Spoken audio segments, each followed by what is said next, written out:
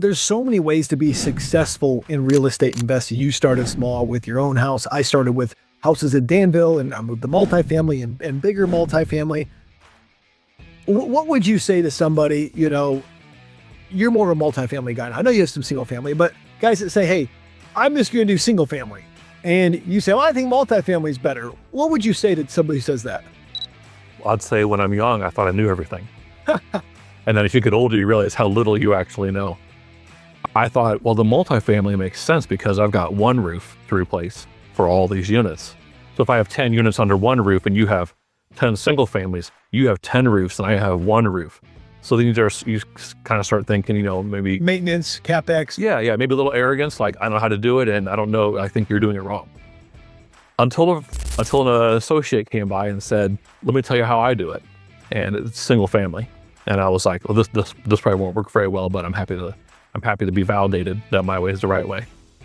And he says, well, let's say you have a house that's 100,000, or let's say you have, in this case, about 100 houses, all around 100,000. And you get 10% appreciation, which is not hard to do. In many years, that's 1 year. The house that was 100 is now 110, or the 110 is now 120. He goes, every time it goes up by 10,000, I make $1 million of equity. And I just kind of stopped in my tracks, and you start to quickly realize that there's lots of pathways to success and not one. That's interesting. You say, I was talking to another guy who does single family. He says, I don't like apartments. I owned them in the past, but I don't like them. And I said, well, why is that? He said, I want to have the most emotional buyer for my assets and not something that's based on a mathematical equation. Being a young guy, it took me a little bit of time to calculate that. And this is multifamily, 5 units and above are calculated like a business, basically, is what is the income they create. And you're basically buying an income stream and you're paying a cost to get that income. We call that a cap rate, right? What is the income? And what's great about that is you can actually force appreciation if you can force the income up and your expenses down. So you have some control there, right? Single family on the other side, you can kind of force appreciation by maybe getting the rents up. But when that property goes vacant and maybe it could be sold to an owner occupant, now you have somebody buying on emotion. Maybe they fall in love with the house. And it's not about the numbers of what they can rent it for. It's about, man, I love the yard because my kids are going to be able to play. I love the school district that my kids are going to be able to go to school in.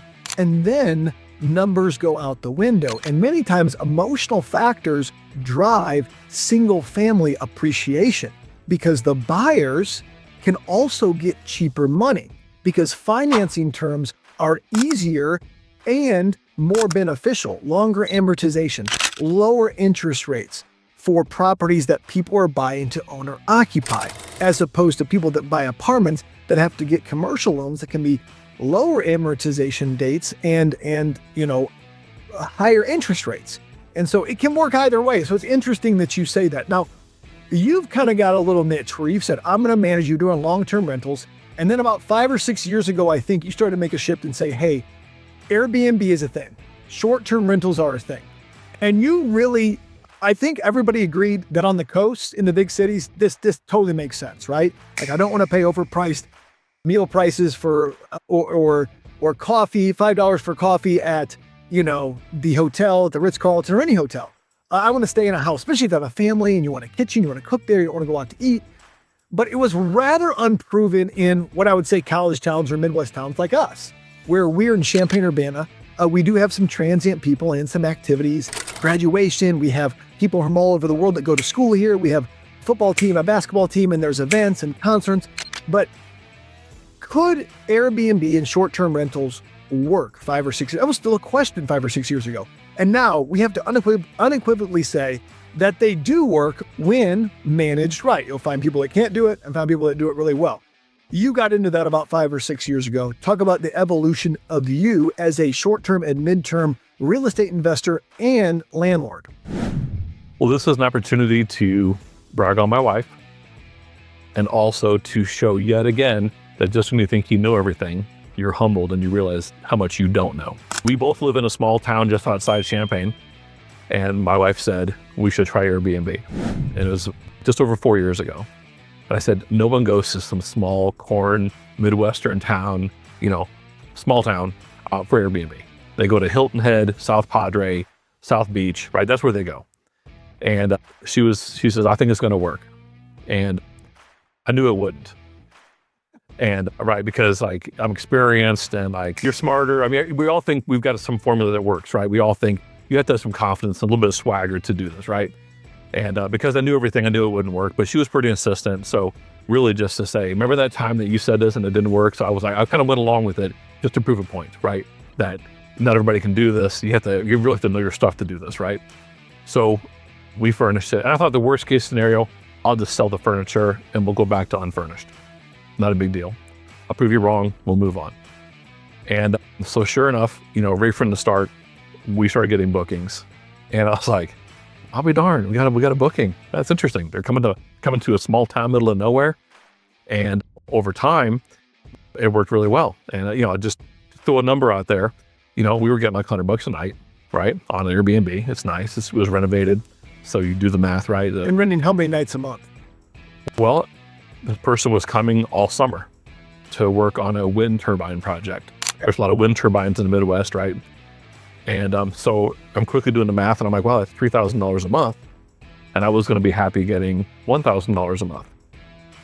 And that's when you realize again that maybe you don't know everything.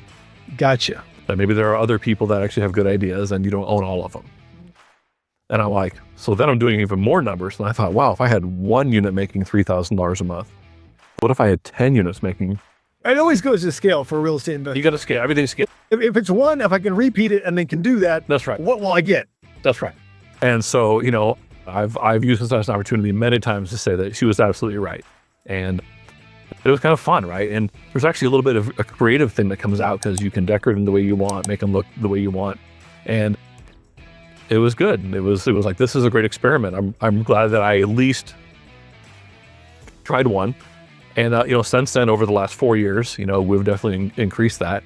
And they don't all make $3,000 a month, but you can definitely get a higher average nightly rate on short term than you can on long term, right? And what's the busiest season you feel like in Champaign-Urbana for short term and midterm rentals? Yeah, this is a first and foremost question right now, because as we're coming into cold weather and wintertime, we were just discussing yesterday that we're seeing bookings slow. So in Champaign-Urbana, so now I've got like 4 years of data, right? Data driven. So come about like March, things start warming up, construction really starts to boom in this area, right? Because frozen ground is really hard to do construction. From about March to about Halloween, we were turning people away. And I've got a couple empty. And like, I'm used to having no empty. And so to have a couple empties is like, well, this is odd. And we were just discussing it.